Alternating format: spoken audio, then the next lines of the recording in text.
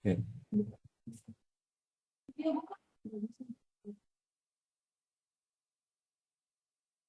Apa gas detektor untuk amonia dan berapa standar paparan area kerja? Untuk Pak Aji, pertanyaan Pak Aji, kebetulan ada di slide nomor berapa ya? Jadi saya jawabnya nanti ya Pak ya, di mungkin di slide 3 slide lagi nih, itu masuk ke toxic.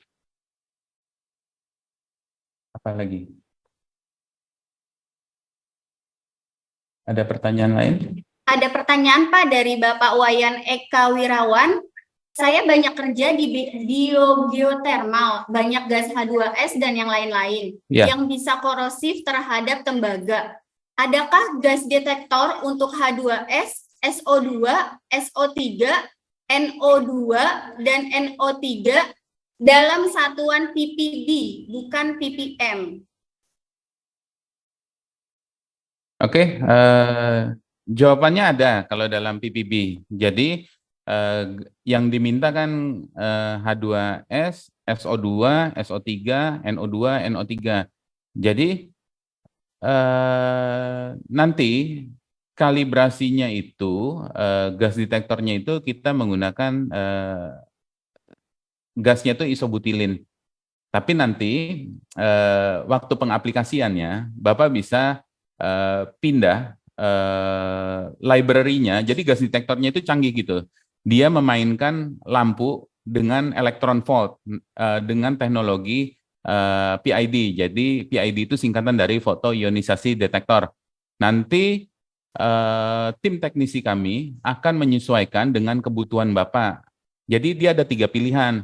Ada 10,6, ada 9,8, ada satu lagi 9,4 kalau nggak salah elektron volt EV-nya. Nanti disesuaikan gas itu masuk di gelombang yang mana gitu loh, yang H2S, SO2, SO3, NO, NO2. Jadi masuknya di situ. Nanti rentang pengukurannya menggunakan ppb, part per billion. Itu sangat kecil sekali ininya apa namanya pengukurannya rendah sekali dan sensitif banget itu apa namanya fluktuatifnya karena rendah sekali. ppm aja udah rendah, ini lebih rendah lagi ppb. Jadi 1/1 miliar itu pembacaannya. Resolusinya kecil banget. Itu ada sih Pak di Q-Ray nanti barangnya. Pak Bram, satu pertanyaan lagi Pak. Dari Bapak Fran Suhud, apakah detektor gas yang bisa mendeteksi LPG, Pak? Ya. Jadi untuk mendeteksi LPG itu ada 2 nih. Ada yang portable, ada yang fixed system. Fixed system yang ditempel gitu di dinding, itu 24 jam terus menerus. Saya nggak tahu Bapak keperluannya untuk sekali-sekali aja atau terus-terusan ingin memantau LPG-nya. Salah satu contohnya kami ada kontrak di Shangri-La. Shangri-La itu hotel bintang 5, memiliki dapur memasang gas detektor 40 titik di setiap titiknya. Jadi dia menggunakan LNG dan LPG untuk keperluan mereka memasak. Nah, jadi kalau LPG, gas detektornya itu dipasangnya di dekat-dekat sambungan tabung di bagian bawah, kalau LNG di atas masangnya. Karena LNG dan LPG itu memiliki berat jenis yang berbeda, berlawanan, walaupun sama-sama gas flammable. Untuk kalibrasinya LPG kita menggunakan biasanya butan atau propan, karena LPG itu bahan dasarnya 2 gas itu, butan dan propan. Tapi kalau untuk LNG kita kalibrasinya menggunakan metan CH4.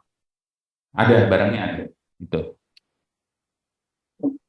Oke, baik Pak Bram. Ada pertanyaan terakhir ya Pak ya. Dari Bapak Zainal Arifin, pertanyaannya adalah, apabila terus-menerus menghirup gas NH3, apa dampak yang ditimbulkan oleh tubuh? Kebetulan saya bekerja di kapal yang pengangkut gas NH3. Waduh. Oke, nanti kita jelaskan di next slide, masuk ke topik toxic. Oke. Nanti kalau masih ada yang belum jelas, boleh ditanya di akhir. Kita puas-puasin tanya sampai malam nih. Oke, baik sahabat semua, kita memasuki materi sesi kedua. Saya kembalikan kepada pembicara kita, Bapak Bram Kalianda.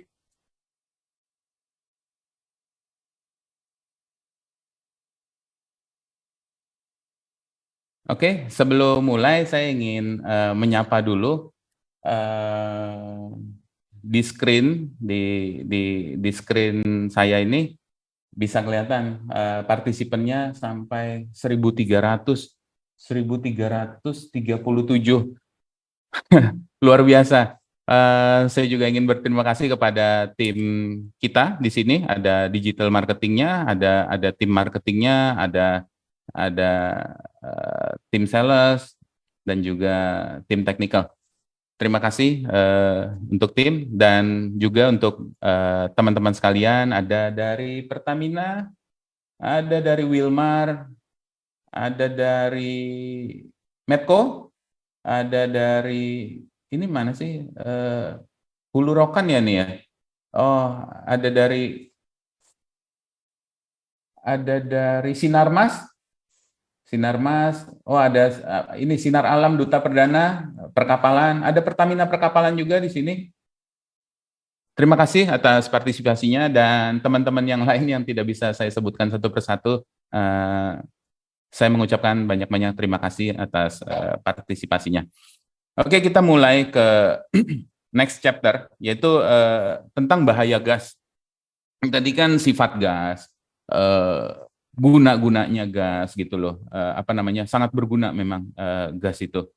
Kalau nggak ada gas kita mati, kayak di ruang hampa udara mana bisa hidup kita itu kalau nggak ada gas. Jadi bahaya gas itu ada espesien. Saya baru mau jelaskan kenapa espesien ini gasnya nggak beracun kok. Kayak nitrogen tuh mana nggak beracun, argon nggak beracun, CO2 juga nggak beracun. Tapi espesien ini ada gas O2-nya. O2-nya ini memiliki sifat yang gampang digeser gitu loh. Gas yang paling paling lemah gitu, paling gampang dipindahkan oksigen ini dengan kehadiran nitrogen dan CO2. Jadi kalau teman-teman sekalian, kalau misalnya di satu ruangan nih, gas oksigen itu, kalau misalnya kita cuma 2 orang di sini, itu gas oksigennya cukup untuk bernafas, untuk beraktivitas itu cukup gitu loh. Bayangkan kalau ditempatin 6 orang, yang tadinya CO2-nya itu 300 ppm, ini normal 300 ppm, itu bisa jadi mungkin bisa jadi 900 ppm. Nah, ini yang kenapa dia bisa naik? Karena kita menghirup oksigen bareng-bareng, oksigennya kita hirup, kita keluarkan CO2, sehingga kadar EO2 yang tadinya 20,9, ini normal nih, mungkin bisa jadi 19,9 gitu loh persen. Nah itu yang membuat oksigen itu kadarnya turun, sehingga kitanya ini jadi nggak konsen gitu loh. Contoh yang paling umum biasanya di kelas di tempat anak-anak belajar gitu tuh, kalau zaman dulu saya sekolah sih bisa sampai 40 orang satu kelas itu. Jadi kalau sirkulasi udara jendelanya nggak bagus, itu akan membuat CO2-nya itu kadarnya tinggi. Yang membahayakan tuh apa? Efek yang tidak terlalu membahayakan dulu. Itu kita ngantuk gitu loh. Konsentrasinya kurang kalau oksigen itu kurang kadarnya. Jadi kita tuh lebih ngantuk, lebih lemes gitu. Yang bahayanya lagi apa? Gampang tertular penyakit yang melalui airborne.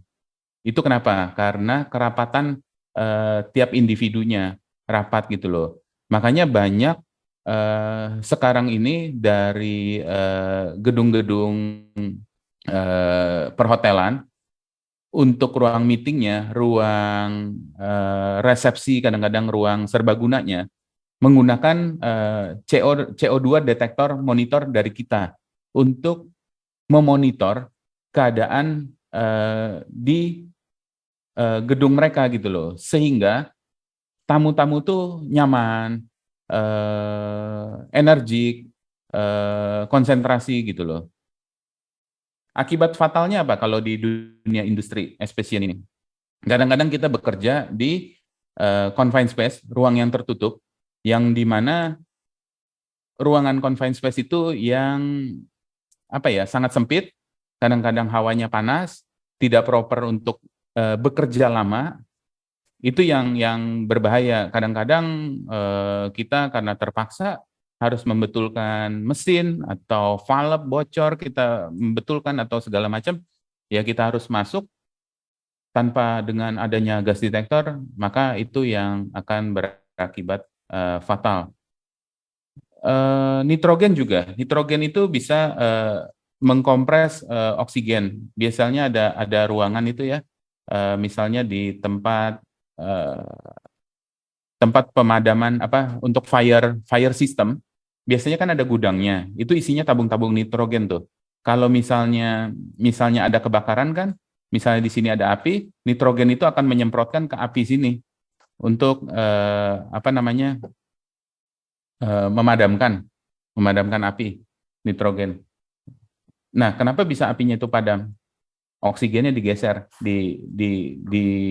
dibuang, digeser sama nitrogen gitu loh. Jadi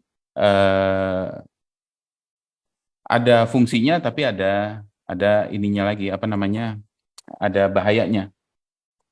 Intinya di oksigen itu yang kita jadi problemnya. Ada satu hal lagi yang mencengangkan, kita kan butuh oksigen untuk bekerja, untuk hidup gitu loh, di kadar 20,9. Ternyata oksigen itu kalau kadarnya berlebih sampai 40%, malah itu akan merusak paru-paru kita dan kita bisa meninggal. Oksigen kalau kelebihan juga dampaknya sangat buruk gitu. Oksigen itu karena kita tidak terbiasa dengan kadar oksigen yang tinggi.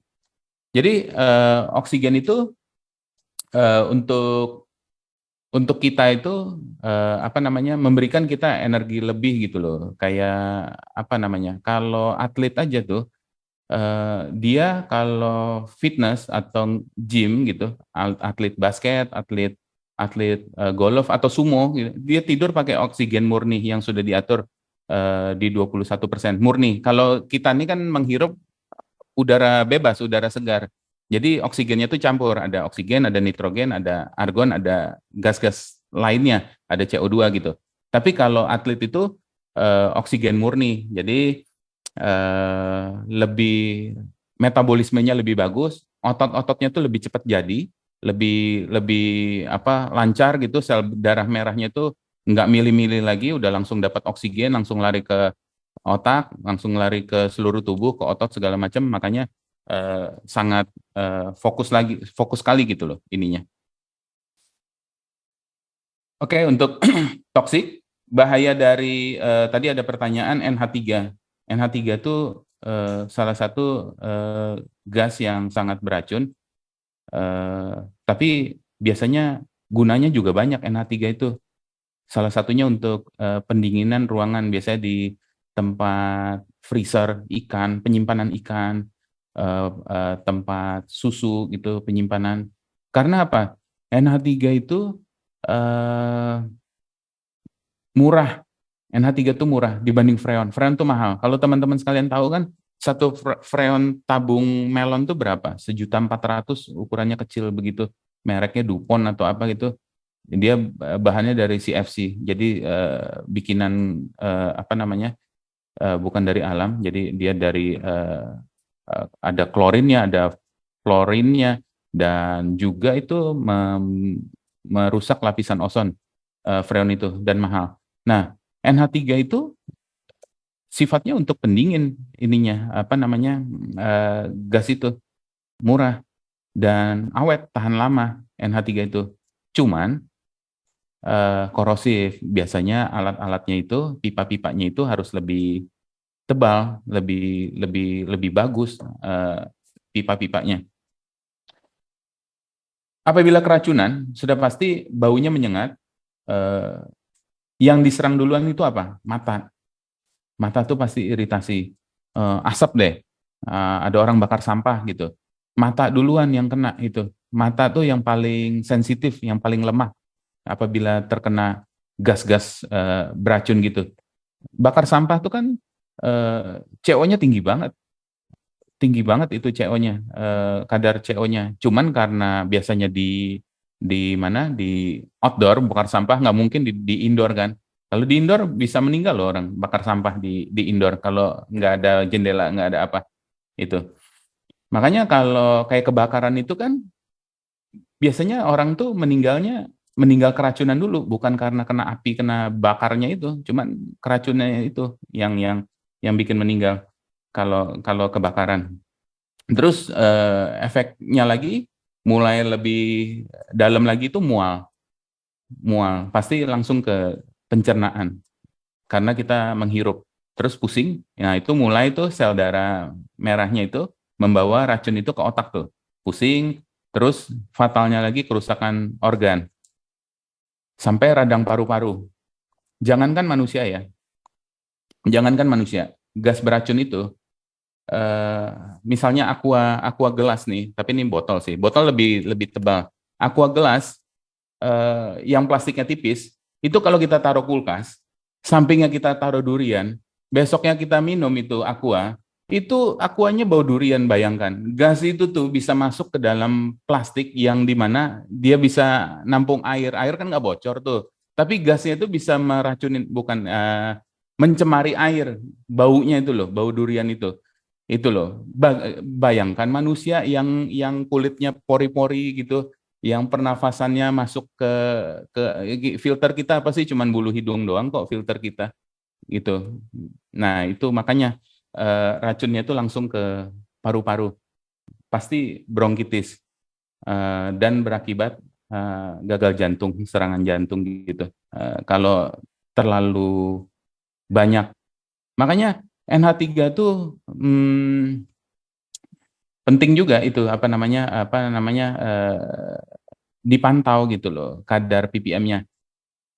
Next slide-nya saya akan jelaskan kadar ppm yang diperbolehkan oleh organisasi dunia untuk masing-masing gas. Saya ambil secara garis besar dari yang paling beracun sampai yang ya mendingan gitu, mendingan bisa tinggi itu kita masih bisa kerja gitu.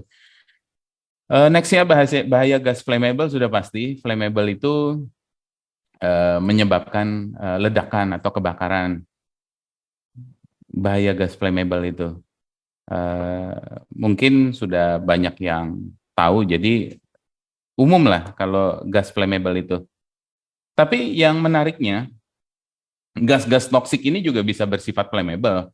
Kayak H2S itu kalau kadarnya terlalu tinggi itu juga terbakar. NH3 juga terbakar kalau gasnya terlalu tinggi gitu. Ya, dia terbakar. Ada flammable-nya. Kalau NH3 itu kalau H2S itu di 4,3% volume ruang sudah bisa membakar dia. Tapi kitanya udah meninggal duluan. 4,3% ruang itu, persen volume, itu sama dengan 43.000 ppm kadarnya. Kitanya sudah meninggal, tapi dia flammable. NH3 itu di 15%. 15% volume ruangan terbakar dia. Tapi 15% itu berapa? 150.000 ppm. Itu gas detektornya nggak ada yang bisa sanggup membaca sampai segitu tinggi. Kalau H2S saja itu paling tinggi, itu alatnya juga mahal, itu 1000 ppm itu paling tinggi. Karena buat apa sampai setinggi itu? Orang orang sudah meninggal kok kalau setinggi itu gitu loh. Oke. Kita next slide. Nah ini simptom, saya dapat bahan ini dari Jepang, dari Riken Keki, dari pabrikan. Standar manusia bernafas menggunakan di 21%. Tapi secara detailnya, di gas detektor itu dia 20,9% volume. 20,9. Jadi lebih detail aja gas detektor itu pembacaannya. Jadi 1 digit, ada komanya. Jadi kalau ada defisit dia turun 20,8, 20,7. Jadi turun. Di 18% kita harus melakukan tindakan preventif. Tapi biasanya biasanya gas detektor itu di 19,5% itu sudah alarm 1. Jadi untuk gas detektor, alarmnya itu ada warning, ada alarm sungguhannya, alarm benerannya. Alarm 2-nya di 23,5%. Nah, ini yang saya sempat jelaskan yang cukup mencengangkan. Oksigen kalau kadarnya tinggi, kitanya juga koma sampai 40% itu. Paru-paru kita rusak gitu. Kita nggak bisa menghandle oksigen dengan kadar yang sangat tinggi itu.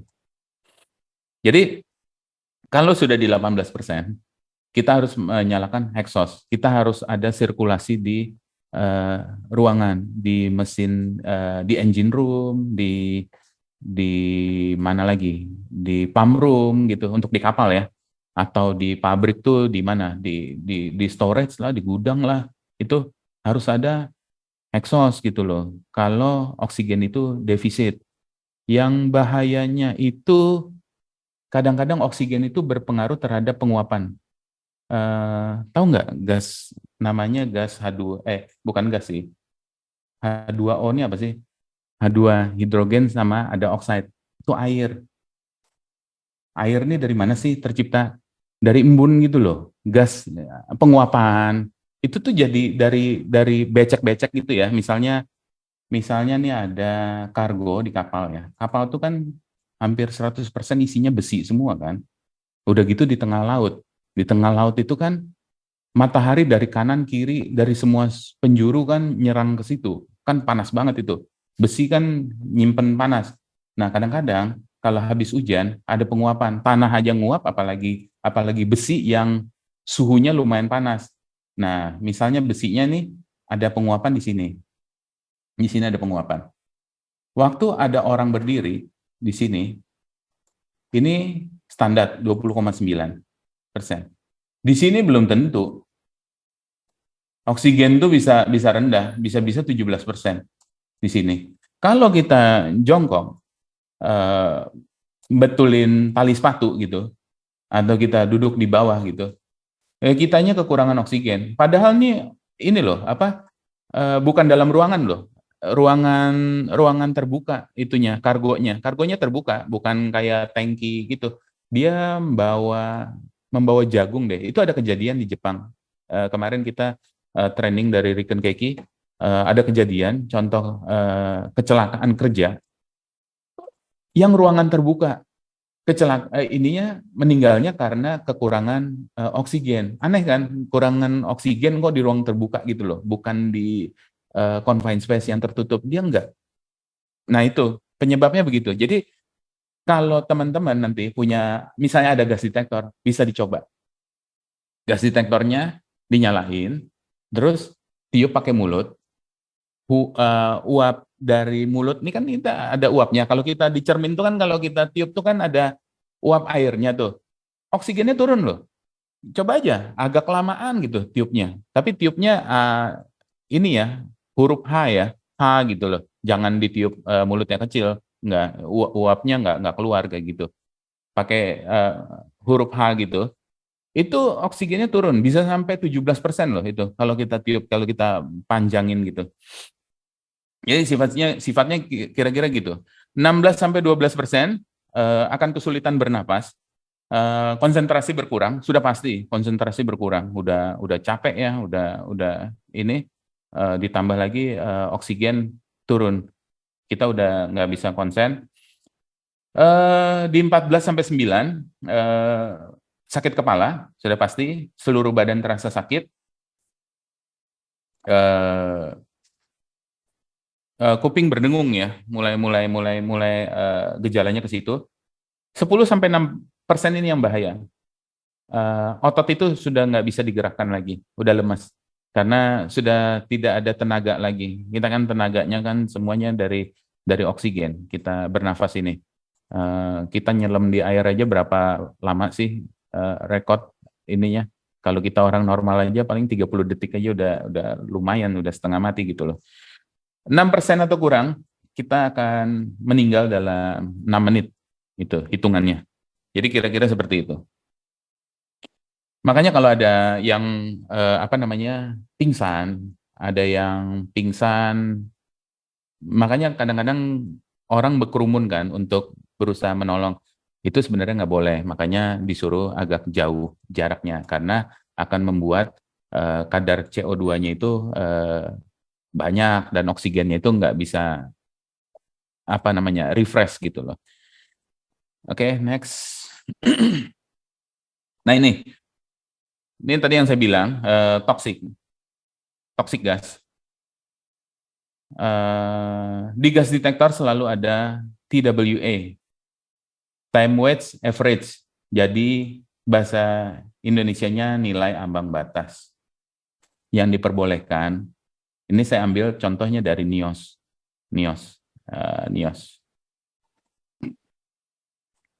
National Institute Occupational Safety and Healthy. Ini organisasi dunia. Jadi gas detektor banyak mengambil acuannya dari sini. Yang paling beracun nih klorin.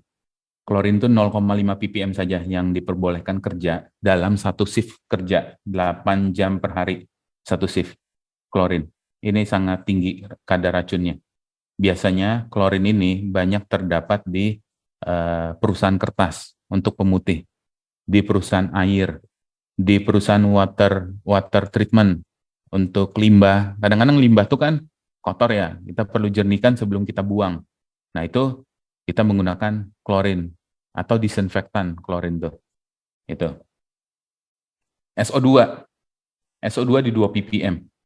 Jadi kalau gas detektor tuh mungkin SO2 berapa ya?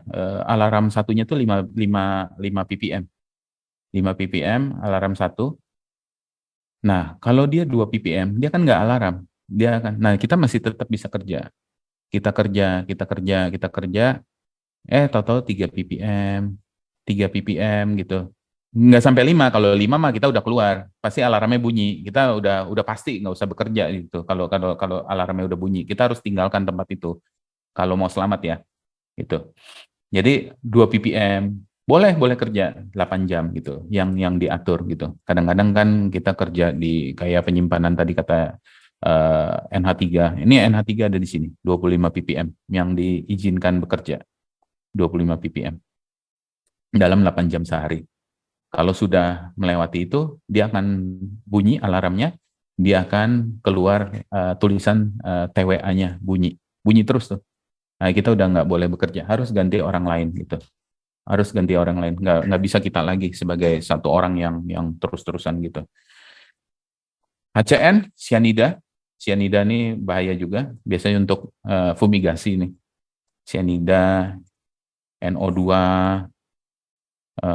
hidroklorin nih, asam klorida 5 ppm, CO ini 50 ppm. CO ini paling ringan, paling mendingan gitu. CO ini gampang hilang kadarnya, jadi dia ringan-ringan aja gitu. Kalau ngerokok ya, kalau teman-teman sekalian ngerokok ya, saya pernah ukur rokok itu berapa kadar CO-nya. Sekali sedot itu 2000 ppm. Tapi kita kan nggak meninggal gitu, karena dia langsung habis kita ngerokok kan kita isep itu 2000 ppm masuk, udah gitu kita lepaskan, kita hirup udara lagi, dia langsung netral lagi tuh, kena oksigen tuh, CO tuh, dia kadarnya gampang banget hilang gitu, CO tuh, gitu. Makanya dia agak lebih tinggi ininya kadarnya, gitu. Next. Kita masuk ke flammable. Flammable ini yang menarik. Jadi flammable itu, gas detektor itu patokannya di satuan ukurnya itu di persen LEL. Singkatan dari LEL itu adalah low explosive limit. Jadi nilai rendah yang di bawah penyebab ledakan eksplosif gitu loh. Low, rendah di bawah gitu loh. Jadi dari 0% LEL sampai 100%, misalnya di sini nih, ada gas 90% LEL, bocor. Dikasih api nggak akan meledak gitu loh. Nggak akan meledak, karena dia rendah di bawah.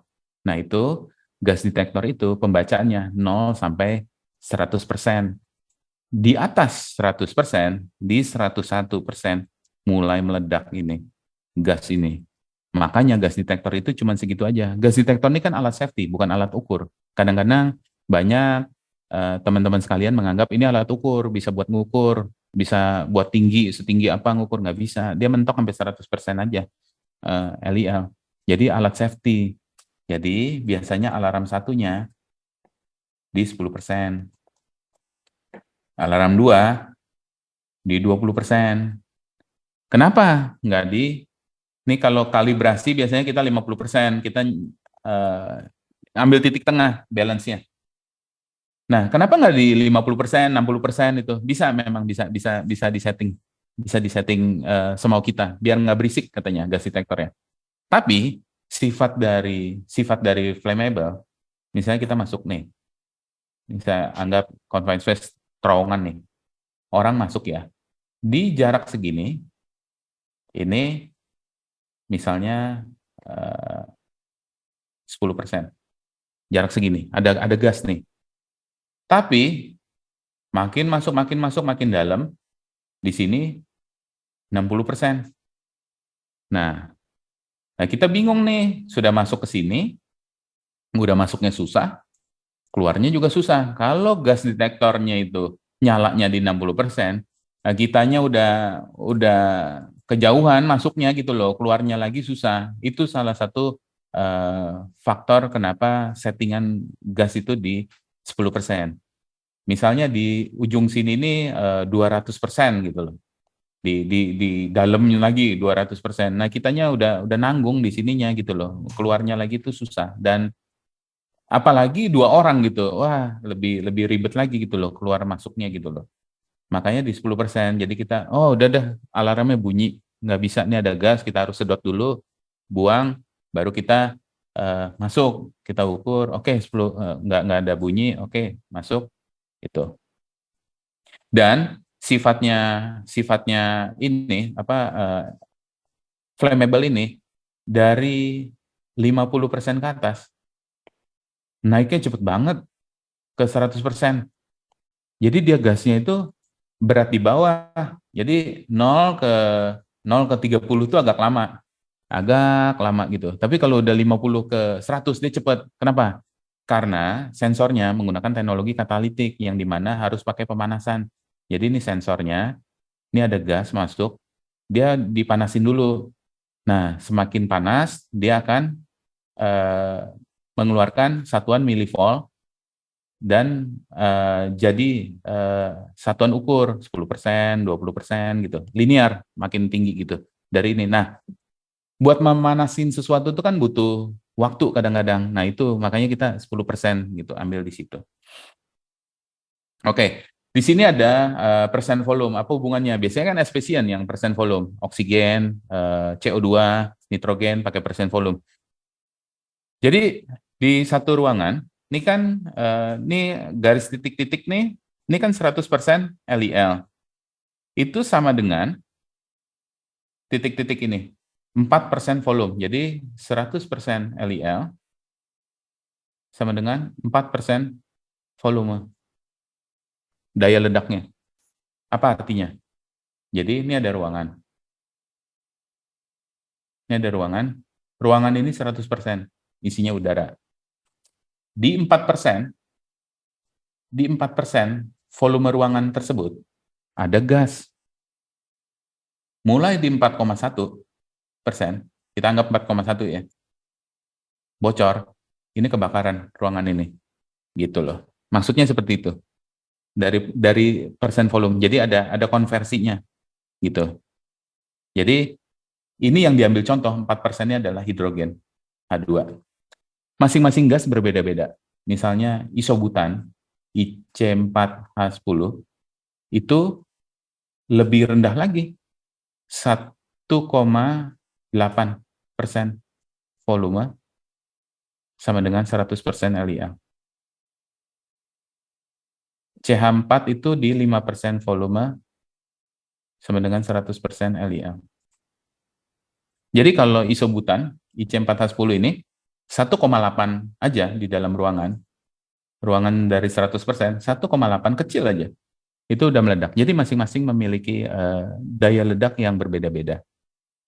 Kita bisa lihat dari Google juga bisa lihat, di minus berapa dia bisa meledak. Jadi gas itu didinginkan sampai minus berapa, dikasih api tetap nyala. Nah itu yang paling eksplosif biasanya. Yang paling nilainya paling rendah itu yang melihatnya seperti itu. Biasanya ada kok di Wikipedia-nya. Oke, di atas itu sudah masuk UEL, Upper Explosive Limit, Risk Explosion. Gitu loh. Kalau di atas ini udah nih ledakan dahsyat nih. Ini kalau di tempat-tempat kilang atau apa. Jadi UEL itu sampai 75,6% itu kebakaran. Oke, next. Nah, ini udah bosan kali ya teman-teman ya, segitiga api. Cuman ya kalau nggak dijelaskan masih gatal gitu, harus dijelaskan juga kadang-kadang karena bagian dari flammable. Api itu ada 3 unsur yang harus dipenuhi kalau ingin tercipta. Tapi ini dalam sudut pandang gas ya. Karena api juga bisa tercipta dari konsleting ya. Konsleting itu kan nggak ada gas juga bisa nyala api. Atau dari gesekan dahan pohon di hutan kan sering kebakaran hutan emang dari gas, bukan dari gas, tapi gesekan dahan yang kayak orang zaman purba kan nggak ada korek api, dia pakai dahan diginiin jadi api itu. Nah itu di hutan juga begitu tuh gesekannya, karena suhu yang panas atau apa jadi kebakaran, jadi api. Tapi kita dalam sudut pandang gas gitu loh. Jadi gas ini selalu ada bahan bakarnya, ada pemicunya, pemantiknya, ada oksigennya, 3 itu. Jadi contohnya, misalnya lilin nih api nyala, apinya ada, bahan bakarnya apa? Bahan bakarnya lilin kan terbuat dari minyak itu sebenarnya. Kalau lilinnya habis, apinya mati. Jadi bahan bakarnya ada, lilinnya ada, oksigennya ada, kebakar dia. Tapi kalau kita tutup pakai gelas, oksigen yang di dalam ini kesedot sama api, dimakan api, dibakar api, lama-lama habis, apinya mati sendiri. Jadi api itu nggak bisa nyala kalau nggak ada oksigen, gitu loh. Nggak nyala. Sebaliknya, analogi paling gampang deh, kompor gas. Ini ada tabung gasnya, LPG. Tapi selangnya nggak dipasang. Cuman ada pemantiknya, cetek-cetek sini, sama ada O2 di dapur. Nggak bisa nyala juga apinya. Ya kan? Tapi kalau gasnya dipasang, O2-nya ada di dapur, tapi pemantiknya ini rusak nih, batunya itu nggak connect, nggak itu, atau pakai yang pemantiknya tuh pakai baterai yang listrik, baterainya habis, cuman gasnya ngocor aja kemana-mana. Yang nggak ada yang memicunya juga nggak jadi api. Jadi segitiga api itu ya harus tercukupi ininya apa namanya ketiga unsur itu. Misalnya api ya besar gitu. Biasanya pemadam itu kan ngasih itu apa namanya foam. Kalau untuk yang liquid ya di tangki, misalnya tangki nih. Tangki ini isinya cairan nih. Api terbakar nih. Nah, kita pakai foam biasanya. Kayak foam begitu. Foam untuk pemadam. Gunanya apa? Foam itu kan ringan. Lebih ringan dari air. Foamnya itu akan berlapis di atas air ini. Sehingga di antara lapisan api dan udara bebas udah nggak dapat, ketutup foam, sehingga nggak dapat di sini O2. Di sini nggak ada O2, nggak kebagian dia, apinya mati, gitu loh. Gitu. Itu sistem kerja foam. Ada juga kalau foam itu kan merusak kalau untuk elektronik di data center. kalau ada kebakaran, konslet atau apa, api nyala, nah itu biasanya fire suppression tuh, neken tuh, biar api itu padam. Jadi di suatu ruangan, nah di sini ada pintu. Biasanya engineer dari fire suppression, bawah pintunya ini juga jadi pertimbangan tuh, ditutup rapat tuh sama mereka biasanya. Sehingga biar ini efektif kerjanya. Jadi jangan sampai ini sudah disemprot, oksigen tetap masuk nih lewat lubang-lubang bawah pintu atau apa. Biasanya tuh ada inian karet tuh, ada perhitungan lagi, perhitungan pipanya seberapa banyak, itunya inchnya segede apa gitu. Itu ada perhitungannya. Disitulah kadang-kadang ini ngefek ke pemadaman ya, itu biasanya ke fire gitu. Oke, next. Oke, ini chapter 2. Nanti kita lanjut chapter 3. Q&A lagi. Mungkin Bapak-Bapak ada yang mau nanya. Saya lempar lagi ke moderator.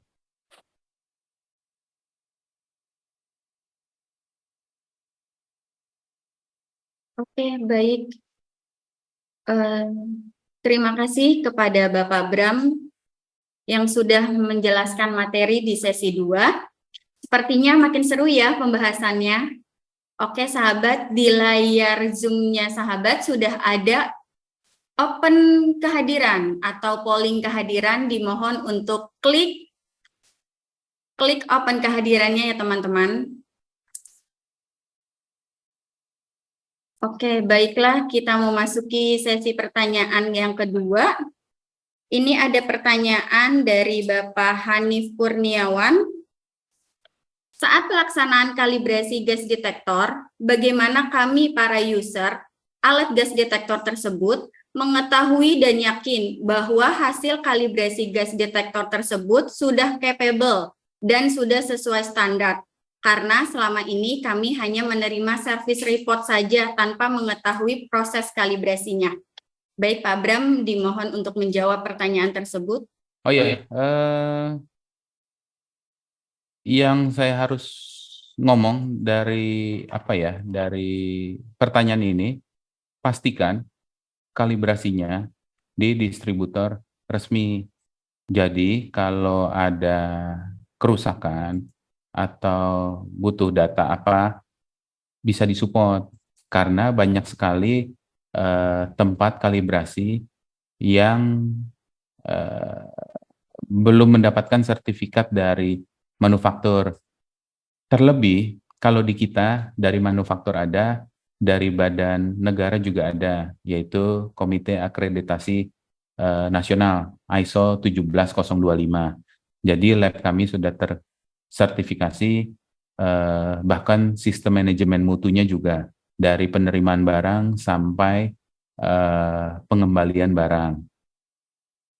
Untuk ke bagian teknis, jawaban saya adalah Bapak harus mempunyai span gas untuk Bapak melakukan keperluan BAMTes mandiri. Jadi BAMTes itu apa sih? Bapak bisa mengecek gas detektor Bapak apakah layak beroperasi atau tidak gitu loh. Jadi gas detektornya itu nanti Bapak bisa pasang calibration cap-nya. Kalau itu yang difusi ya, pasti biasanya kalau Bapak beli gas detektor yang difusi itu sudah include dengan calibration cap. Satu hal yang saya ingatkan, calibration cap itu nggak boleh dibuka saat pekerjaan ya Pak ya. Itu hanya untuk dipakai kalau mau BAMTes. BAMTes itu ada 4 hal yang di Bapak cek. Yang ke satu adalah respon dari sensornya. Apakah merespon dengan baik gas yang Bapak semprotkan. Kedua, alarmnya. Apakah berbunyi, nyaring 95 dB. Mungkin ya Bapak bisa rasa lah. Waktu beli sampai sekarang bisa aja alarm itu jadi kecil, suaranya bisa ketutup debu, ketutup minyak gitu, bisa jadi kecil. Oh kecil ya suaranya, bawa ke kami servis. Mungkin ya kita bisa gratisin deh kalau soundernya itu. ininya. Terus yang berikutnya yang dicek adalah lampunya. Karena waktu alarm tuh bunyi, suara bunyi, lampu juga harus bunyi. Lampunya merah gitu. Jadi lampu tuh ada hijau, ada merah. Hijau tuh berarti kondisi normal. Alatnya sudah terkalibrasi. Tapi kalau lampunya mati ya, nggak kedap-kedip, masa kalibrasinya habis, Pak. Jadi kalau dia merah, ada gas tuh. Nah, oke, lampunya nyala, bagus. Gitu. Yang terakhir adalah getarnya. Kenapa sih sampai 4 layer gitu? Ya ini alat safety memang sudah dipikirkan dari pabrikan se-safety mungkin, zero accident gitu loh. Apa namanya? Suaranya 95 dB, terus ada lampu. Lampu itu kan kalau Bapak masuk confined space atau ruangannya gelap atau apa itu kan jadi nyata, jadi jelas gitu loh. Kedengeran. Kenapa sih butuh getar vibrate-nya? Ya kalau kita kerja tuh kadang-kadang terlalu serius, kadang-kadang bising juga di sekitar, siang juga panas, lampu juga nggak kelihatan, ya getar. Jadi sampai 3 lapis gitu peringatannya gitu loh. Jadi meminimalkan sekali. Ditambah lagi dengan sekarang ada tambahan lagi fitur-fitur baru, ada man down alarm. Kalau kita pingsan, alatnya tuh diem aja tuh nggak gerak-gerak, bunyi sendiri gitu. Apa alarmnya teriak sendiri gitu loh. Biar teman-temannya yang lain tahu gitu loh. Kalau ada yang pingsan gitu loh. Itu ada man down alarm. Ada lagi panic mode. Panic mode tuh kalau kita terjatuh susah bangun, gas detektornya itu kita ketukkan 2 kali atau 3 kali ke lantai itu bunyi dia nyaring. Itu ada panic mode. Ada lagi lunch break. Lunch break. Tadi kan saya sebut singgung ada TWA apa tuh? Nilai ambang batas. Lah kalau makan siang gimana? Kan sudah ngeriset lagi, habis makan siang 8 jam lagi gitu. Kan kita matiin gas detektor ya, masa kita nyalain terus? Kalau kita ke kantin makan siang kan kita matiin buat nge-save baterai lah gitu loh. Nah ini ada fitur terbaru lagi, lunch break. Jadi waktu makan siang itu, dia ada fitur lunch break itu tetap dia ngehitung dari pagi, bukan dari setelah makan siang, 8 jam lagi gitu. Jadi semakin disempurnakan, makin ke sini zaman makin modern, fitur-fiturnya untuk keperluan safety gitu. Jadi untuk model sih gitu-gitu aja ya. Jadi lebih ke arah safety-nya ininya. Jadi model tuh nggak cepat berganti deh, gas detektor tuh gitu-gitu aja. Gitu. Oke, ada pertanyaan lagi? Baik Pak, untuk pertanyaan selanjutnya dari PT Arau Asia Indonesia, apakah ada gas detektor untuk semua gas dalam satu alat atau disebutnya portable? Dan satu alat gas detektor hanya untuk mendeteksi satu gas saja? Pertanyaannya. Apakah satu alat gas detektor bisa mendeteksi bermacam-macam gas atau satu gas detektor hanya satu alat saja? Ya, betul Pak. Oke, untuk yang portable, yang paling umum adalah yang multigas, 4 gas umum. Jadi itu standar industri. Jadi ada deteksi gas flammable-nya, yaitu LEL, terus ada oksigen, especion-nya, terus ada toksiknya dua nih, H2S dan CO. Itu paling umum. Semua industri pasti pakai. Industri ban, industri food and beverage, industri oil and gas, semua pakai itu 4 itu. Tapi biasanya untuk industri-industri yang spesifik membutuhkan gas kelima, namanya exotic gas, yang nggak semua industri itu membutuhkan gas. Ini rencananya akan kita bahas di next volume yang lebih detail lagi tentang pemilihan gas detektor yang cocok untuk industri-industri yang spesifik, karena ini custom. Gas kelima ini custom. Jadi biasanya nggak ready stock karena beda customer, beda kebutuhannya. Yang umum 4 itu, semua pasti pakai. Tapi industri percetakan, gas kelimanya dia butuh apa, industri pupuk dia butuh apa, industri pengalengan ikan butuh apa, industri pengolahan air butuh gas kelimanya apa, industri tadi kayak geothermal butuh apa ininya gas kelima yang spesifiknya, yang kita bilang eksotik gas, yang gasnya nggak umum, nggak semua industri karena harganya cukup mahal gitu loh. Kan sayang kalau kita beli 5 gas tapi buat apa yang gas ini nggak ada di lingkungan saya gitu loh. Yang ada 4 ini kemungkinan ada. Ini selalu ada soalnya. Itu gitu. Yang single juga ada. Misalnya saya butuh cuma single aja, satu gas aja, H2S aja, CO aja, atau oksigen aja, itu ada. Pasti lebih murah. Memang lebih murah itu, yang single itu. Cuman kalau single itu biasanya baterainya ini ya, disposable. Menggunakan baterai lithium. Tapi kalau yang multi itu kebanyakan rechargeable baterainya. Itu aja sih ininya apa namanya? Gas detektor. Tapi kalau fixed system single biasanya, satu gas, satu sensor. Tapi ke sini kita ada ngembangkan gas detektor fixed system tapi multi gas sampai 4 gas itu ada yang terbaru dengan merek gas itu apa hasil develop kita. Itu brand kita sendiri. Oke, next ada pertanyaan lagi?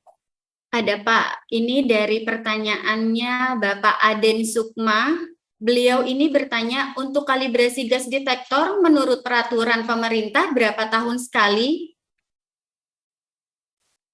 Oke, untuk gas detektor, biasanya pemerintah tuh nggak menganjurkan berapa tahun sekali, tergantung manufaktur. Biasanya dari manufaktur. 90% manufaktur itu menyarankan untuk kalibrasi itu di setengah tahun sekali, yaitu di 180 hari pastinya. Jadi gas detektor itu dipakai nggak dipakai harus dikalibrasi di 180 hari. Hanya pabrikan tertentu saja yang menggunakan apa interval kalibrasinya itu di 1 tahun atau 365 hari. Biasanya pabrikan Jepang, ada Toka Saiki, ada Riken Keiki, ada Cosmos, itu 1 tahun. Karena Jepang itu dia in-house semuanya, dari display, dari IC mainboardnya, dari sensor-sensornya, dia in-house, dia bikin sendiri dedicated untuk brand dia sendiri gitu loh, dan dia nggak jual ke brand lain. Tetapi kalau gas detektor dari Amerika dan Eropa itu rata-rata 6 bulan sekali. Karena apa? Karena sensornya dia outsource. Jadi mereka mengambil di pabrikan pembuat sensor yang besar, misalnya City Sensor gitu, yang sekarang sudah diakuisisi oleh Honeywell. Banyak pabrikan-pabrikan yang beli ke sana karena harganya akan lebih murah. Oleh karena itu, biasanya barang-barang Jepang itu harganya nggak bisa bersaing dengan barang-barang Amerika yang kualitasnya juga barang Amerika sih nggak kalah. Dari segi desain, dari segi fitur-fitur biasanya mereka lebih unggul. Tapi untuk ketahanan memang Jepang nggak ada duanya. Dia tahan sekali itu sensornya. Jadi kira-kira seperti itu. 6 bulan sekali. Itu by manufaktur ininya, rekomendasinya. Tapi ada beberapa customer, saya mau 1 tahun. Biasanya untuk perkapalan itu ya bisa aja. Tapi ada beberapa gas detektor yang nggak bisa. Salah satunya brand MSA nggak bisa. Dia mentok 180. Kita naikin lagi nggak bisa. Draeger ada yang bisa, ada yang nggak. Honeywell udah pasti bisa. Apalagi ya. JMI kadang bisa, kadang nggak. Crocon 180 juga. Sejauh ini Honeywell sih yang fleksibel. Yang intervalnya bisa kita ini panjangkan, lebarkan. Gitu. Oke, baik Pak. Ini ada pertanyaan lagi dari Ibu Hijasi Dwi Hidayatullah. Bagaimana cara kita mengetahui jika di jalur distribusi gas alam terjadi kebocoran? Karena sifat dari gas alam tersebut tidak berbau dan gas menyebar di pori-pori tanah. Apakah ada alat khusus atau gas detektor untuk permasalahan tersebut? Kalau bocor di tanah ya, gas alam ya. Kalau di tanah ya gimana ya, nggak bisa sih ada yang mendukung. Saya nggak tahu distribusinya sejauh apa ya, sepanjang apa ya ininya, pipanya itu. Yang bisa saya sarankan adalah bisa dipasang open pad, yaitu gini-gini. Open pad, jadi dia seperti CCTV, ada receiver, ada transmitter. Jarak 100 meter, dia ada short range, ada medium range, ada long range. Kalau nggak salah 60 meter, 100 meter, 120 meter deh, atau 150 meter ya, jaraknya itu. Itu kalau ada gas bocor tuh, dia membaca gas nggak pakai hidung. Biasanya kan gas detektor tuh pakai hidung. Sensor tuh hidungnya. Dia mencium gas, dia akan alarm, dia akan tampilkan satuannya. Tetapi kalau di selain Excel atau OpenPath itu dia akan apa namanya? Ada lasernya gitu loh. Kalau dia ketangkep laser itu nangkep ada gas metan, dia akan alarm ke pusat, ke controller gitu. Itu masuknya ke fix system. Atau juga kalau memungkinkan bisa menggunakan Sensonic, itu produk dari Honeywell, tapi dia bukan gas detektor, dia leak detektor. Dia mendeteksi kebocoran gas flammable. Jadi dia tahan terhadap false atau gangguan kebocoran lainnya, misalnya ban mobil, ban motor kempes, atau tabung kompresor bocor gitu, dia nggak akan baca. Dia cuma bisa baca gas flammable karena dB-nya itu berbeda, gas flammable itu dibanding gas-gas biasa gitu loh. Nah, dia bisa membaca kebocoran gas. Kadarnya nggak tahu, tapi dia langsung bisa detect gitu loh. Ada yang bocor gitu loh, dan kita harus bereskan, melakukan tindakan preventif gitu. Namanya Search Sonic. Mungkin kalau mau minta katalognya bisa nanti ke admin, nanti kita akan share nomornya. Ada satu lagi yang menarik, teknologi terbaru, CCTV, namanya Rebellion. Jadi dia bisa dipasang dari kejauhan 1 kilo. Dia bentuknya CCTV, dan kita bisa lihat di TV LCD kita. Begitu ada gas bocor, dia kayak ada kabutnya, dan jelas sekali kabutnya itu. Warnanya bagian tengahnya core-nya itu merah, bagian samping-sampingnya kuning, dan itu terukur kadar ppm-nya. Dia pakai ppm kadarnya, itu gasnya itu. Jadi misalnya kita mau fokusnya metan untuk gas alam, kabutnya itu kelihatan bocornya itu di CCTV itu, cuman agak mahal harganya itu, lumayan harganya. Kira-kira seperti itu. Baiklah sahabat, kita akhiri dulu untuk sesi Q&A di kedua ini. Kita lanjut ke materi selanjutnya. Saya kembalikan kepada Bapak Bram Kalianda.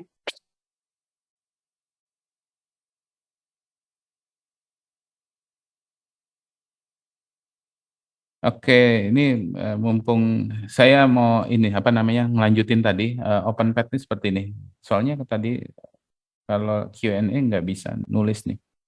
Jadi OpenPath tuh kayak gini. Ini ada 2 gas detektornya. Di sini harus sejajar nih. Ada transceiver, ada receiver, transmitter, ada receiver. Di sini pipa gas. Kalau di sini ada bocor gas, di sini langsung connect ke alarm, ke monitor langsung ke alarm, ke sounder beacon. Dan terukur, ada nilainya. Berapa, misalnya 10% LEL M. Dia meter per meter, LEL per meter. Jadi dia misalnya bocornya di sini, juga dia akan gitu. Sejauh dia ketangkap oleh lasernya. Ya kira-kira seperti itu. Pengukuran gas dan komposisi. Jadi bagi yang biasa sering menggunakan gas detektor sudah biasa ya, satuan-satuan ukur gas gitu. Kalau teman-teman biasanya yang umum apa sih? Kilogram, gram, miligram gitu ya. Apa ukuran-ukuran untuk berat, ukuran-ukuran untuk panjang, kilometer, sentimeter, milimeter gitu. Kalau untuk gas itu ini, efisien itu dia pasti persen volume. Persen volume, untuk toksik itu ppm. ppm. Jadi lebih rendah lagi. Untuk flammable itu LEL. Terus ada lagi yang lebih rendah, tadi yang ditanyakan adalah ppb. Part per billion, 1 miliar. Itu rendah banget. Jadi konversinya 1% volume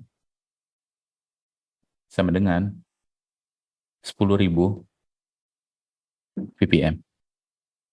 Jadi 1 juta, nolnya buang 2. Karena dia persen kan, persen itu per 100. Gitu.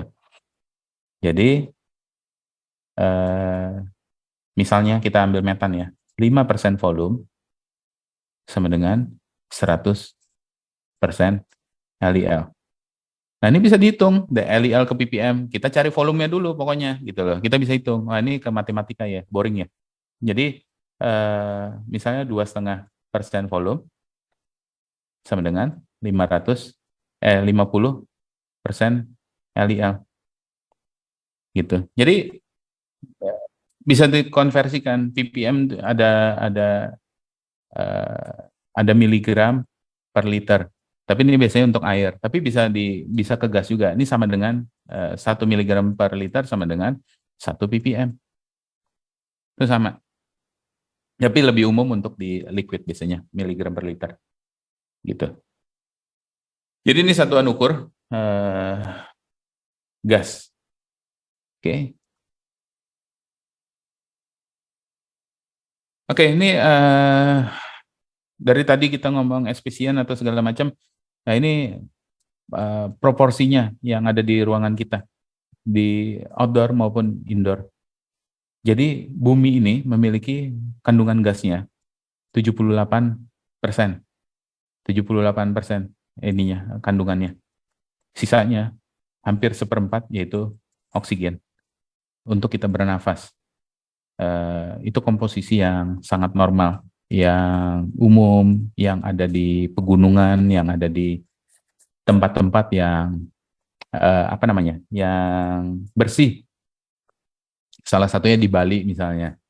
Kalau teman-teman kalau ke Bali perhatiin deh, langitnya beda sama Jakarta. Biru banget langitnya. Ada awan, tapi langsung bening ke biru gitu loh. Beda sama Jakarta. Jakarta tuh nggak jelas kabutnya. Apalagi di Bekasi. Kata orang Bekasi panas. Ya emang panas, Cikarang gitu. Tempat pabrik dari cerobong-cerobong asapnya itu ngeluarin NO, NO2, CO2, CO gitu. Yang membikin apa? Bikin namanya efek rumah kaca. Nah, di sini CO, NO. Jadi, ini matahari panas ke sini, harusnya bisa disebar lagi balik lagi ke langit, dia nggak bisa. Ketahan gas-gas ini yang mantulin lagi balik ke sini, ya panasnya double gitu loh. Makanya beda banget panasnya itunya. Jadi komposisinya seperti ini. Yang umum, ada argonnya 0,9, ada karbon dioksidanya 300 ppm, CO-nya 300 ppm. Jadi itu yang umum. Tapi kalau berlebihan sampai 900 sampai itu udah apa kebanyakan gitu loh. Jadi nggak segar, jadi nggak sehat gitu. Other gas, analoginya gini. Kalau other gas ini apa aja? Ada H2S, ada NH3, yang umum aja di tubuh kita. Kalau kita kentut ya di satu ruangan ada yang kentut gitu, itu ada H2S-nya, kecil banget. Nggak beracun, sama sekali nggak beracun, cuman bau aja, bau telur busuk kan. Itu ada kadar H2S-nya 0,0, tapi 0,0 berapa lah, nggak ada kadar racunnya, cuman baunya nyengat aja gitu loh. Soalnya H2S kalau makin tinggi baunya makin hilang. Bukannya gimana ya? Karena saraf hidung kita itu juga punya toleransinya akan rusak sarafnya. Jadi kita udah nggak bisa cium gitu loh baunya. Ya sama juga kalau ada orang kentut di satu ruangan, pertama dia kentut kan bau. Tapi kalau sudah 3 menit kita di dalam ruangan itu kan udah aman-aman aja tuh, oke-oke aja. Tapi ada orang lain yang baru masuk, ngerasain banget tuh baunya gitu loh. Yang tadinya kita udah 3 menit, nah itu sama seperti itu. Itu bahayanya kalau kita ngandalin indera penciuman terhadap gas-gas beracun. Karena nggak mampu hidung kita. Sama kayak kita ke mau beli parfum gitu, merek A kita cium. Setelah gitu kita nyium B, bingung, udah nggak bisa, udah nggak bisa membedakan. Kita kan ada batas toleransinya, makanya SPG-nya biasanya suka kasih kita biji kopi untuk netralisir, gitu. Jadi odor gas tuh gas macam-macam. Bayangkan kalau di industri ya, di industri itu mengeluarkan porsinya tuh besar banget, odor gasnya tuh sampai segini, tuh gimana coba? Ada NO2, ada apa lagi, pH3 misalnya, ada NH3, ada CL2 nih, perusahaan water sewage gitu loh, CL2 itu kan jadi parah gitu loh lingkungan tuh. Kadang-kadang pihak luar, bukan dari lokal Indonesia ya, biasanya negara-negara maju concern banget di hal-hal seperti ini, di hal pencemaran ini gitu loh. Makanya salah satu fungsi gas detektor adalah mengurangi, setidaknya kita aware gitu loh, sadar gitu loh. Kalau kita tuh mencemari lingkungan tuh berdampak buat diri kita sendiri, lingkungan kita sekitar yang merugikan penduduk sekitar gitu loh. Ya tapi bisnis harus tetap jalan ya sangat dimengerti, tapi dengan adanya teknologi gas detektor ini siapa tahu bisa di minimalkan gitu loh, gitu. Biasanya gas detektor itu fungsinya untuk di bidang industri itu sangat luas, tapi kita ambil 3 aja, kalau nggak panjang banget nih. 3 yang memakan porsi paling besar itu oil and gas, 80% itu udah pasti. Oil and gas itu kalau nggak ada gas detektor nggak boleh kerja, nggak boleh beroperasi. Pertamina, ada apalagi dari luar Shell, Exxon, ada British Petroleum, itu kayaknya harus banget deh pakai gas detektor. Fungsinya itu sendiri untuk mendeteksi kebocoran gas, untuk malah lebay banget kan, harus semuanya explosion proof. Nah, gas detektor itu hampir semuanya explosion proof. Kita akan jelaskan explosion proof itu apa di next volume karena lebih teknikal lagi. Itu menyangkut sertifikasi. Di pabrik kimia, petrokimia, di pupuk, di pengalengan ikan, di banyak general industri lainnya membutuhkan gas detektor untuk proses pekerjaan sehari-hari gitu loh. Apalagi di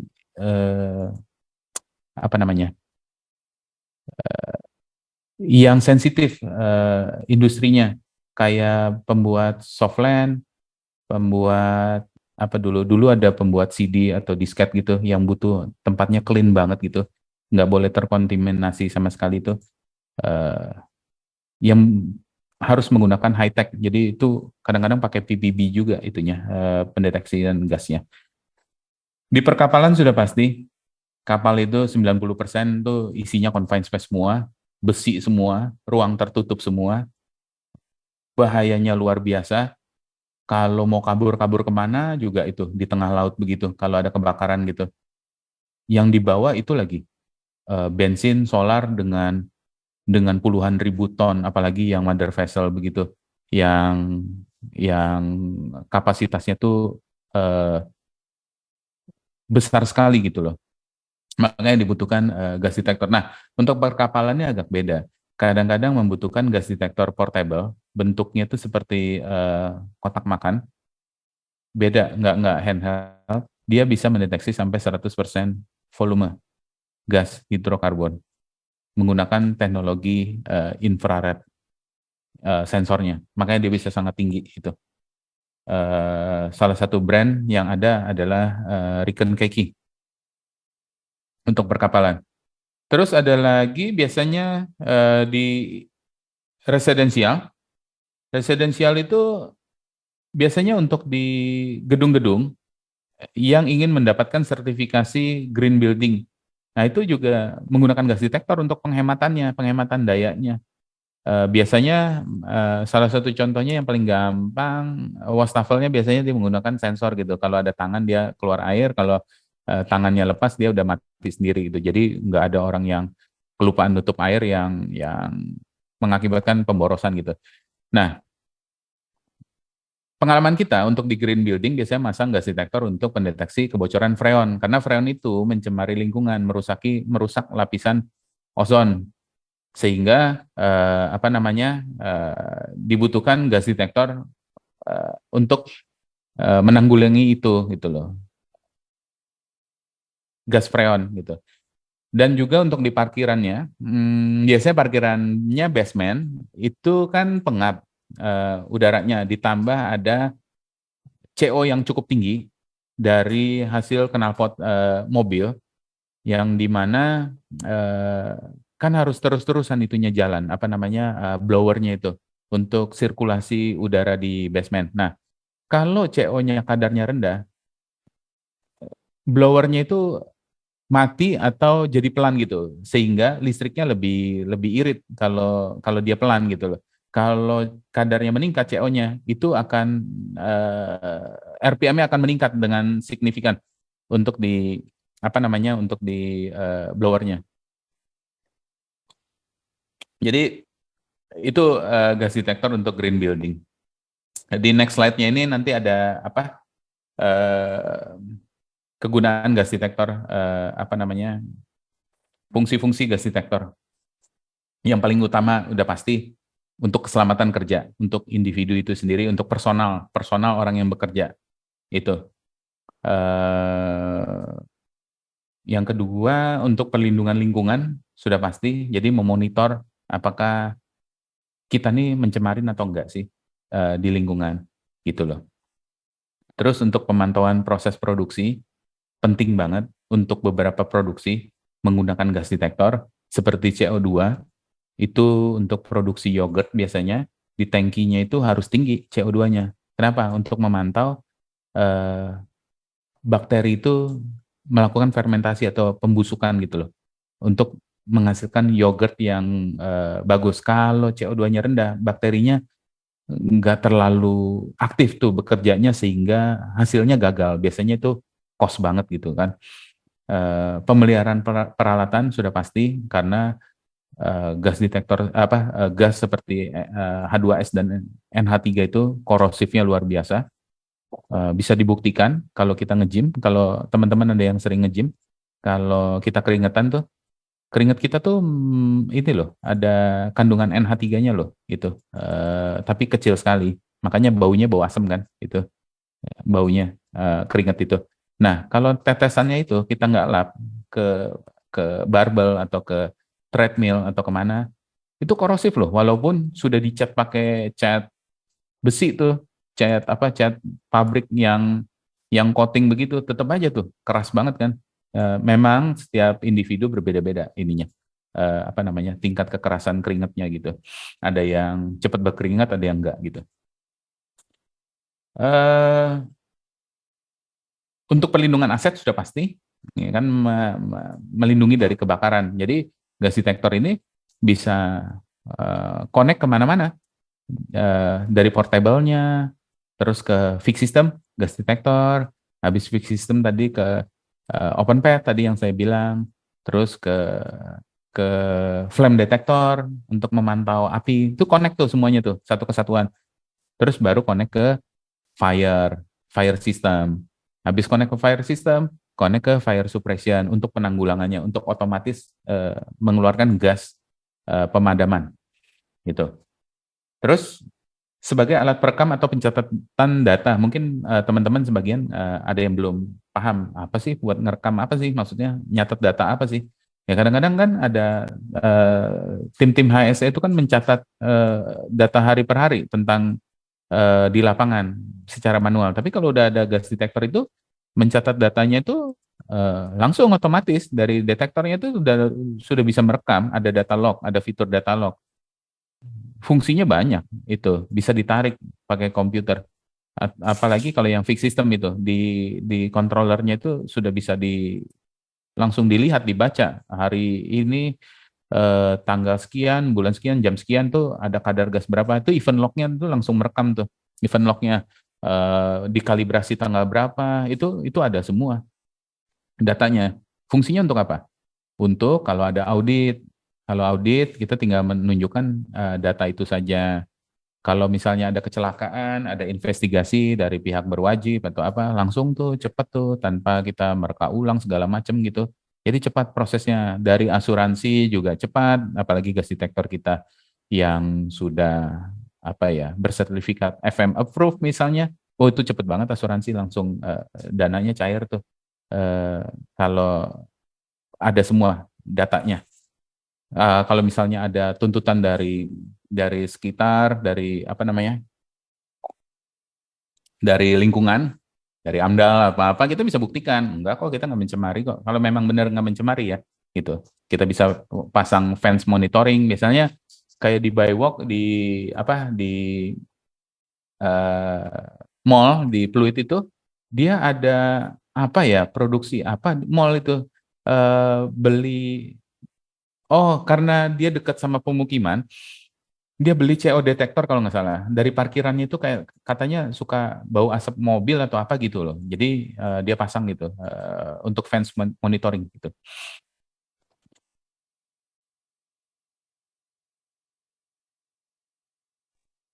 Oke, saya rasa ini apa namanya untuk volume 1 ini saya sudah ini apa namanya webinar ini saya rasa cukup dan semoga ada manfaatnya buat teman-teman sekalian dan mudah-mudahan saya nggak sabar untuk kita bertemu lagi di apa namanya webinar di volume 2 untuk membahas tentang gas detektor yang lebih teknis lagi. Gitu. Ini hanya sebagian dasar dan basicnya aja. Oke, saya lempar lagi ke moderator. Terima kasih kepada Bapak Bram yang sudah menjelaskan materi terakhir di sesi 3 kita. Baiklah sahabat, kita hampir selesai di akhir materi pada volume pertama. Sebelum kita akhiri, kepada seluruh sahabat, dimohon untuk mengisi link absensi yang ada di chat box ya. Untuk sahabat yang belum isi link absensinya, masih kita tunggu nih.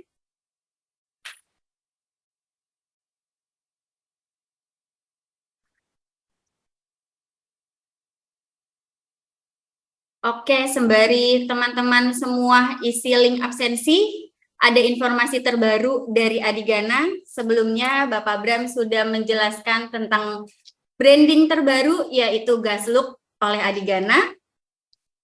Adigana memiliki brand terbaru, yaitu Gaslook. Untuk sahabat semua yang mengikuti acara webinar ini, khusus hari ini sampai akhir bulan, tanggal 28 Februari 2023, pembelian Gaslook tipe NP dari harga Rp4 juta menjadi Rp3.500.000 saja. Untuk sahabat semua yang ingin order Gaslook tipe NP ini, silahkan chat admin atau bisa juga datang langsung ke toko kami yang ada di LTC Glodok. Jangan lupa ya sahabat untuk mengisi link absensinya ya.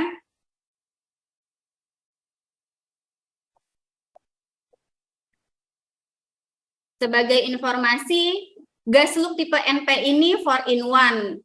4 gas seperti LIL, O2, CO, dan H2S.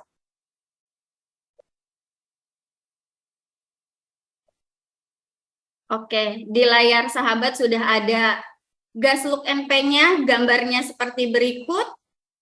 Untuk teman-teman yang ingin order, silahkan chat admin atau bisa juga langsung datang ke toko yang ada di LTC Glodok. Harganya murah banget, 3.500.000 saja, kita lagi promo sampai akhir bulan. Ditunggu ordernya ya teman-teman. Oke, jangan lupa juga ya teman-teman untuk mengisi link absensinya. Dimohon untuk sahabat semua yang belum isi link absensinya, ditunggu segera pengisiannya. Yuk, mari, masih kita tunggu nih untuk link absensinya. Untuk sahabat semua, jika masih ada pertanyaan seputar webinar ini, bukan seputar materi ya, khusus seputar webinar ini, boleh ditanyakan melalui chat Q&A yang ada di question box. Oke sahabat, kita sudah selesai untuk pembahasannya. Saya kembalikan kepada MC dengan Ibu Cindy. Baik, terima kasih Ibu Ayu Juniarti. Sahabat, kita sudah sampai pada akhir live webinar hari ini. Kami informasikan kembali bahwa live webinar ini dibagi menjadi 2 volume, di mana volume yang pertama yang baru saja kita ikuti, dan volume kedua pada tanggal 10 Maret 2023 dengan pembahasan maintenance gas detector. So, bagi sahabat yang ingin mendapatkan e-sertifikat, dihimbau untuk mengikuti kedua live webinar ini dan mengikutinya sampai selesai dengan baik. Dan kami ingatkan lagi nih buat sahabat yang belum mengisi absensi, mohon segera mengisi ya, karena ini akan berkaitan dengan e-sertifikat yang akan diterima nanti. Baiklah sahabat semua, terima kasih atas partisipasi dan kehadiran sahabat semua. Terima kasih banyak untuk antusiasnya pada sore hari ini. Terima kasih juga kepada Bapak Bram Kalianda selaku pembicara, dan terima kasih juga kepada Ibu Ayu Juniarti serta seluruh tim yang terlibat dalam webinar pada hari ini. Saya Francina Sindiasti selaku pemandu acara dan semua tim webinar PT Adigana Perkasa Mandiri yang bertugas mengucapkan terima kasih dan mohon maaf apabila selama webinar berlangsung ada hal yang kurang berkenan bagi Bapak Ibu semua. Selamat sore, sampai bertemu di live webinar volume 2. Stay safe ya. Bye-bye.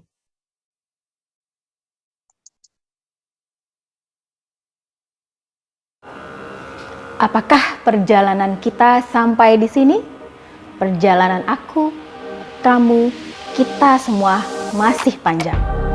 Kami akan kembali dengan mempersembahkan webinar tentang maintenance gas detector, variasi berat gas detector, hingga pemilihan gas detector untuk industri yang spesifik. Segera hadir untuk Anda membahas materi yang lebih luas dan mendalam. Kehadiran teman-teman di webinar seri kedua sangat dinantikan, karena hanya peserta yang mengikuti seluruh rangkaian yang akan mendapatkan sertifikat gratis. Event ini spesial atas dasar rasa cinta kami untuk kita semua. Together we can.